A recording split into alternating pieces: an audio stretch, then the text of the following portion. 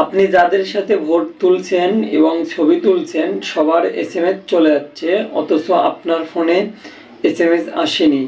এর কয়েকটি কারণ থাকতে পারে। আমরা যোগাযোগ করে শুনছি, আসলে এর কয়েকটি কারণ থাকতে পারে। যেমন প্রথমত কারণ হতে পারে আপনি যে ফোনের নাম্বারটি দিয়েছেন এই ফোনের নাম্বারটি হচ্ছে আপনার বাটন ফোনে এই সিমটি ইউজ করতেছেন, যার কারণে আপনার স্টোর ফুল হয়ে যাওয়ার কারণে হয়তো আপনার ফোনে এসএমএস আসে না।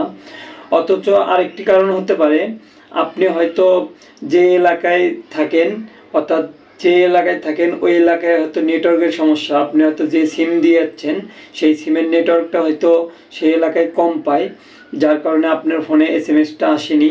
অথচ আপনার সাথে যারা ভোট তুলে যাচ্ছে, ছবি তুলে যাচ্ছে, সবার সেই এসএমএসটি আসছে, অথচ আপনার আসেনি।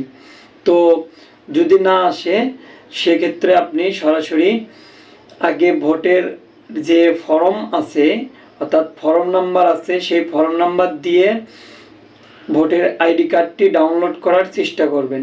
যদি তাও না হয়, তারপরেও যদি আপনার দেখায় যে আপনার এনআইডি নাম্বার বা ফর্ম নাম্বার ভুল, তো সেক্ষেত্রে আপনি সরাসরি আপনার যে কাছে নির্বাচন অফিস আছে সেখানে যা যোগাযোগ করবেন। তো সেখানে যা যোগাযোগ করার পরেও যদি না হয়, তাহলে তারা আসলে যদি সেখানে যোগাযোগ করার পরে তারা আসলে এন্ট্রি করে দেখে যে আসলে হচ্ছে না, সেক্ষেত্রে আপনার নতুন করে আবার অ্যাপ্লাই করতে হবে, কিংবা আবার নতুন করে ছবি তুলতে হবে বা ফিঙ্গার দিতে হবে। যদি আপনি নতুন করে অ্যাপ্লাই করেন সেক্ষেত্রে এর আগে আপনার যে ভুলগুলো হয়েছিল সে ভুলগুলো আর হবে না। আর না হওয়ার কারণে আপনি খুব সহজেই 10 থেকে 15 দিনের মধ্যে আপনার নতুন এনআইডি কার্ডটি ডাউনলোড করতে পারবেন।